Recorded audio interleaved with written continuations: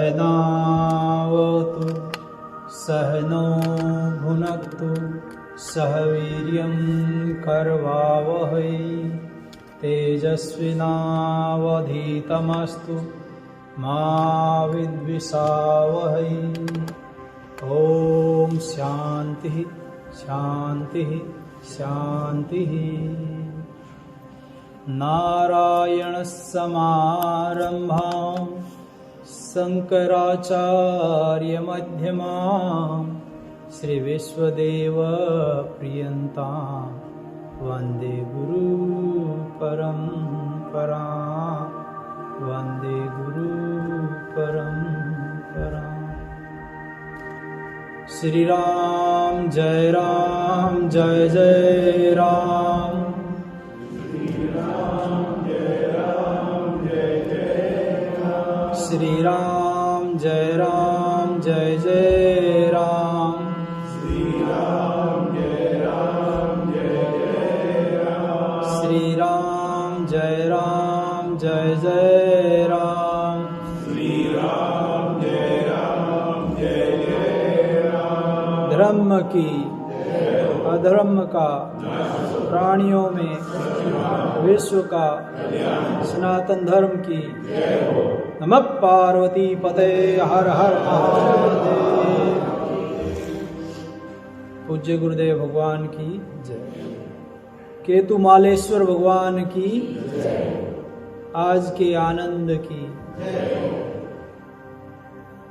भक्तिमती माता एवं धर्म प्राण बंधु, आज का दिन बड़ा ही शुभ है। अक्षय तृतीया ये अपने आप में एक अद्भुत दिन है। और आज यहाँ जो हमारे मंदिर में जिस प्रांगण में आप बैठे हैं, यहाँ देव प्रतिष्ठित हुए हैं।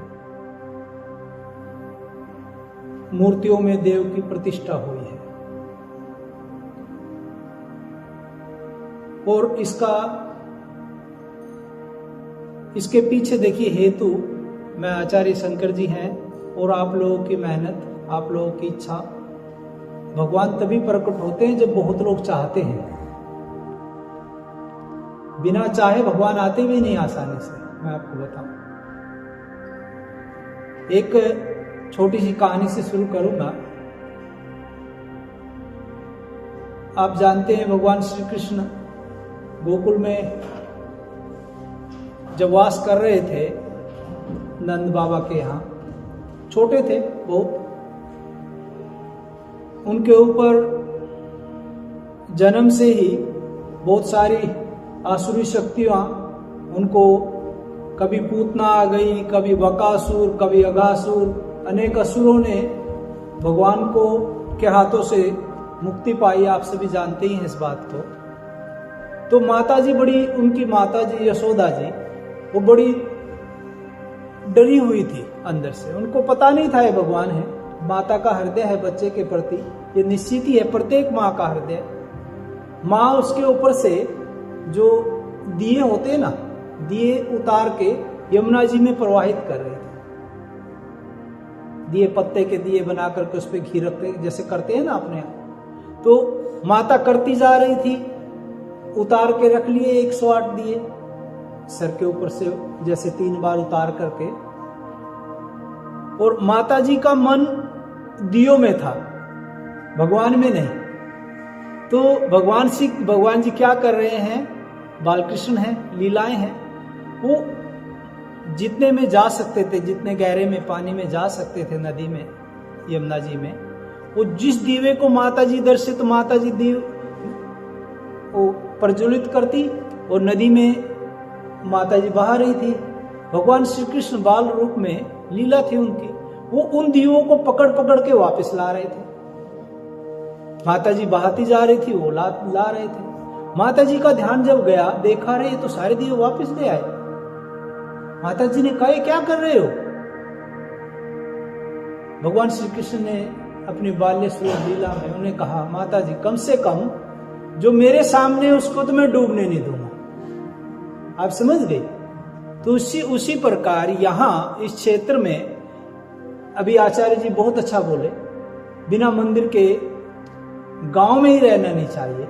तो आपके सामने भगवान आ गए हैं। यहाँ मर्यादा पुरुषोत्तम भगवान श्री राम हैं, देवादेव महादेव हैं, सभी संकटों करने वाले भगवान गणेश हैं, और भगवान श्री कृष्ण राधा जी के साथ स्वयं विराजमान हैं, और केतुमालेश्वर महादेव की यहाँ स्थापना हुई है।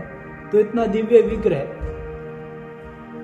मैं समझता हूं निश्चित ही हम सभी के पुण्यों का उदय हुआ है हम लोगों के यहाँ। और हम इस समय में, इस पुण्य तिथि में, अक्षय तृतीया अपने आप में पुण्य तिथि है, उसमें हम यहाँ उपस्थित रहे, हम साक्षी बने इसके।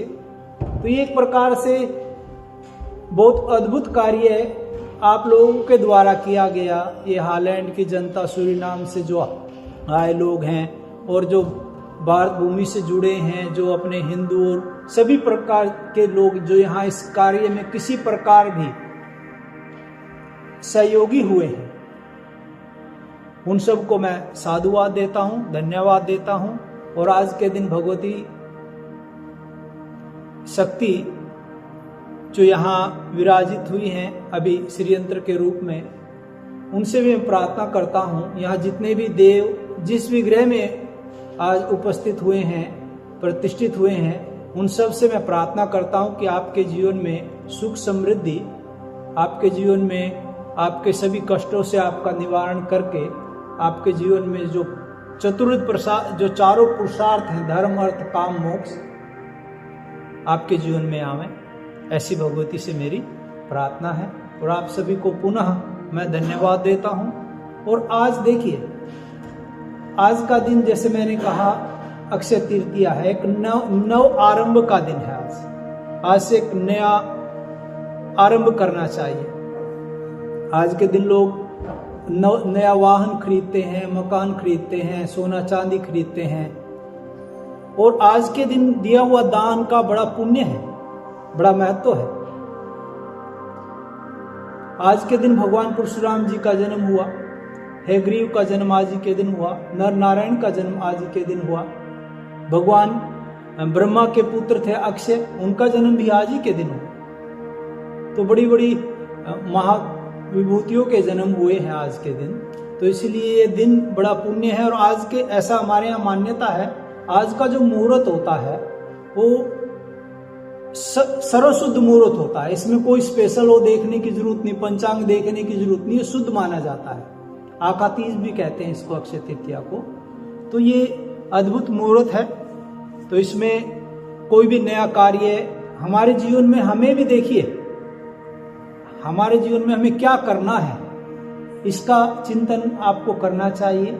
मैं आज केवल, आचार्य जी ने कहा 15 मिनट बोलना है, तो ऑलरेडी 10 मिनट तो हो ही गई, फिर भी मैं 5 सूत्र बताऊंगा 5 मिनट में, हो सकता है आपके जीवन में काम आए। देखिए, एक चीज तो, पहला सूत्र तो मैं आपको कहना चाहूंगा, हमारे जीवन में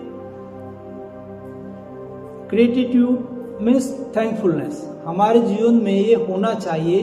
हमारे पास जो है उसके लिए हमें भगवान से धन्यवादी होना चाहिए। भगवान का whatever we have we should be thankful. हमारे पास जितना है वो, अभी नीचे देखो तो बहुत सौ इतना भी नहीं है। ये तो एक मानव मस्तिष्क से कभी भरेगा नहीं। आज आपके पास फरारी है, कल आप रोल्स रॉयस सोचोगे, रोल्स रॉयस के बाद आप सोचोगे आपके पास प्लेन होना चाहिए, प्लेन के बाद आप और कुछ सोचोगे। ये तो भरेगा ही नहीं, मानव मस्तिष्क से। लेकिन कम से कम ये सुख होना चाहिए। बहुत सौ के पास स्कूटर भी नहीं है, बहुत सौ के पास, आप कम से कम उनसे अच्छे हैं। तो एक संतोष रखना चाहिए। ठीक है, प्रयत्न करते रहना चाहिए, मैं प्रयत्न के लिए मना नहीं करता, लेकिन जो हमारे पास है उसकी अवहेलना नहीं करनी चाहिए। जिसके पास बच्चे हैं, पुत्र हैं, घर है, पत्नी है, रहने को सब चीज है, तो कम से कम भगवान को उस चीज का भी धन्यवाद देना चाहिए। Whatever we have we need to be thankful. Second thing मैं यहां देखा और बहुत अच्छा लगा मुझे, आचार्य जी हमेशा मुस्कुराते रहते हैं। कीप स्माइलिंग, ये एक मंत्र है। आप मुस्कुराते रहेंगे तो जीवन में दुख दर्द कुछ भी हो सब बीत जाएगा। समय कभी एक जैसा नहीं रहता, कभी किसी के जीवन में उतार चढ़ाव होते हैं। यदि समय, कई बार होता है ऐसा, भाई अनुकूल नहीं है हमारे ग्रह और किसी कारण से पूर्व जन्म के प्रारब्ध अनुसार समय अनुकूल नहीं भी है। और ऐसा देखिए, ऐसा नहीं है, आप कोई अपवाद नहीं है। भगवान राम भी, मर्यादा पुरुषोत्तम भगवान राम भी 14 वर्ष वनवास में रहे। पांडव जो राजा के घर पैदा हुए उनको वनवास जाना पड़ा। तो ऐसा नहीं है, बुरे समय, अच्छा बुरा समय हर के जीवन में आता है। तो हमेशा भगवान का धन्यवाद देते हुए कीप स्माइलिंग, खुश रहें, ट्राई टू बी हैप्पी, हमेशा खुश रहने का प्रयत्न करें।